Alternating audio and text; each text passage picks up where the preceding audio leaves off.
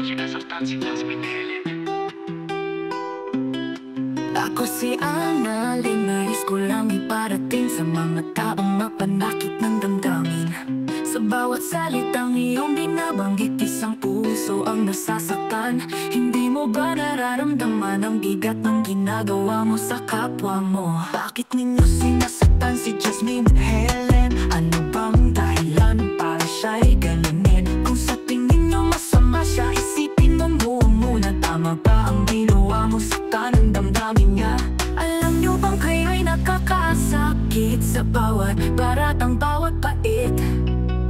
Natutuwa ba kayo sa kanyang luha habang siya'y tahimik na nagturusa? Kung sa tingin nyo masama siya, mas masama ang ginawa niyo sa kanya. Hindi ba kayo nakukonsensya sa mga salitang nagdudulot ng trauma? Kung wala kang mabuting masasabi, manahimik na lang, huwag magsalita. Iwasan mo kung di mo siya gusto, pero huwag mong sirain ang kanyang mundo.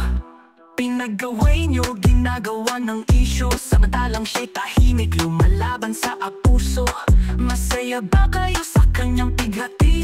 O puso'y may puno ng inggit at hinanakit? Toxic na tagahanga, gisingin ng isipan. Ang laban ng idolo mo'y hindi para sa sigalo to kasamaan. Sumuporta ka sa tamang paraan, na walang inaapakan o sinasaktan. Kung sa tingin nyo masama siya, mas masama ang ginawa niyo sa kanya. Hindi ba kayo nakukonsensya sa mga salitang nagdudulot ng trauma? Kung wala kang mabuting masasabi, manahimik na lang, huwag magsalita. Iwasan mo kung di mo siya gusto, pero huwag mong sirain ang kanyang mundo. Bakit pa punong-puno ng galit ang ilan sa puso nila'y mapait? Hindi mo kailangang manira ng kapwa para ipakita na ikaw ang tama. Kung sa tingin niyo masama siya, mas masama ang ginawa niyo sa kanya. Hindi ba kayo nakukonsensya sa mga salitang nagdudulot ng trauma? Kung wala kang mabuting masasabi, manahimik na lang, huwag magsalita. Iwasan mo kung di mo siya gusto, pero huwag mong sirain ang kanyang mundo.